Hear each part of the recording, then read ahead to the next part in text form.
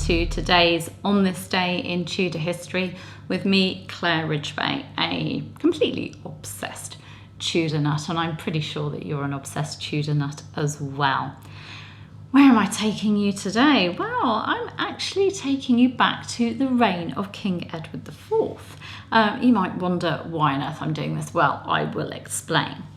On this day in Tudor history, the 14th of August 1473, in the reign of King Edward IV, Isabelle Neville, who was Duchess of Clarence and daughter of Richard Neville, Earl of Warwick, a man known as the Kingmaker, gave birth to a daughter by her husband, George, Duke of Clarence. Now, George, Duke of Clarence was the brother of King Edward IV, who was on the throne at the time. And this baby girl was to be a rather prominent Tudor woman, which is why I've gone back to 1473.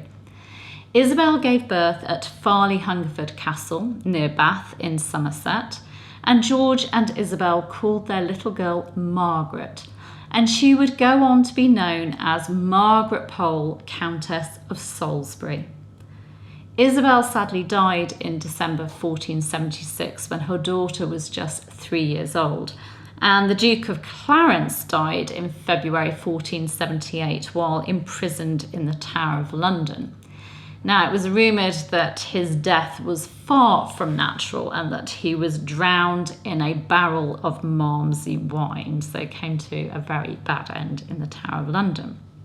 So Margaret was brought up with her brother Edward, Earl of Warwick, first at Sheriff Hutton Castle, and then after King Henry VII had come to the throne in 1485, her brother was imprisoned in the Tower of London because of his claim, while Margaret was brought up at court. So the two of them, an eye could be kept on these sort of rival claimants. After the Perkin-Warbeck plot of 1499, Perkin-Warbeck being a pretender, Edward was attainted and executed. But Margaret wasn't. Margaret survived this. And by this time, Margaret had been married off to Sir Richard Pole, a man that was very close to King Henry VII and loyal to him.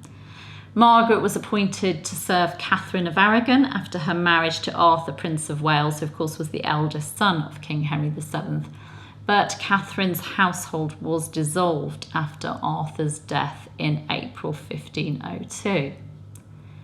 Margaret Pole had 5 children before she was widowed in 1505, and one of her children was Reginald Pole, who became a cardinal. And then, in the reign of Queen Mary I, or later, he was Archbishop of Canterbury. At the beginning of King Henry VIII's reign, Margaret Pole was very much in favour. The king allowed her to become the 8th Countess of Salisbury, and she acted as godmother to the king's daughter Mary, and also acted as the little princess's governess. However, things changed for the worse when her son Reginald spoke out against the king's annulment of his marriage to Catherine of Aragon. And things got even worse when Reginald, Cardinal Pole, published a work in which he denounced Henry VIII's policies and really attacked what the king was doing. This brazen insult to the king made Henry VIII want to wreak his revenge on the Pole family. And the situation was not at all helped by Margaret's Plantagenet blood, which Henry VIII also saw as a threat because, of course, they were rival claimants. In November 1538, various members of the Pole family were arrested for treason and taken to the Tower of London. In January 1539, many of them were executed. Even though the Countess, Margaret Pole, was elderly for Tudor times, being 65 years of age in 1538, she was questioned and taken to Cowdray House near Midhurst. In May 1539, a bill of attainder was issued against her by Thomas Cromwell, and a tunic displaying the 5 wounds, which was used as a symbol in the Northern rebellions, like the Pilgrimage of Grace rebellion, was used as evidence against her.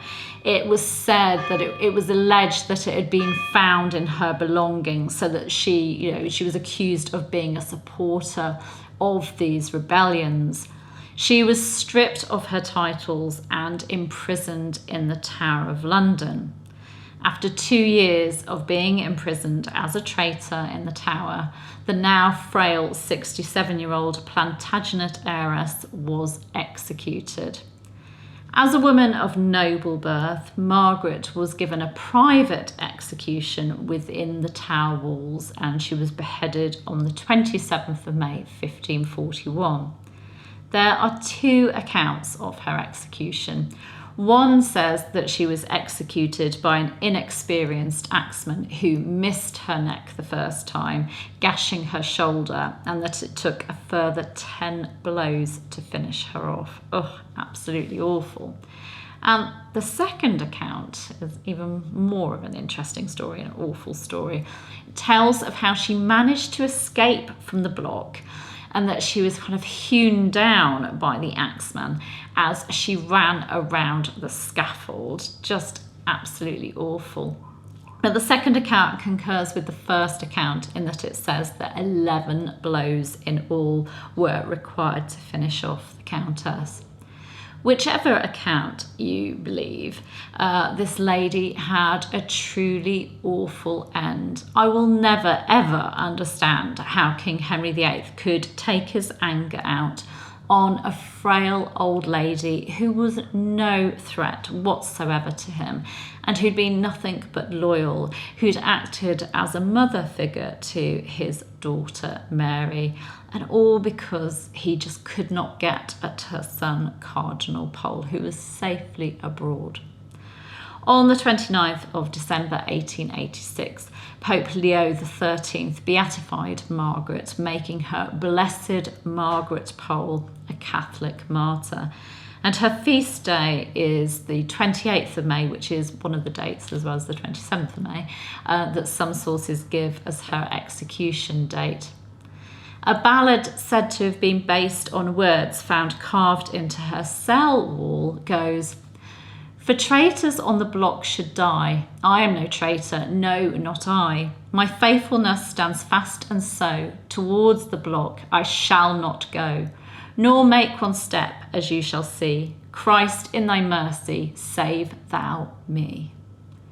So the very sad story of Margaret Pole, who was born on this day in Tudor history in the reign of King Edward IV, who, yes, another low point, another one of those numerous low points in King Henry VIII's reign. Very sad story. Sorry to leave you on such a gloomy note, but I think we can perhaps remember this woman for the good that she did, for acting as, Mary the first governess when Mary was a child, and bringing that princess love, I think. So we'll try and remember that in the gloom and doom of this story. If you have enjoyed this talk, then please do give it a like. You can click round about here to subscribe to this channel, which helps other YouTube users to find me and to enjoy these Tudor tidbits. You can hit the bell to be notified, and you can, of course, leave comments as well. I do try and read as many as I can, and I'm so appreciative of you giving your time to watch and listen to me. Thank you. I'll see you tomorrow. Bye-bye.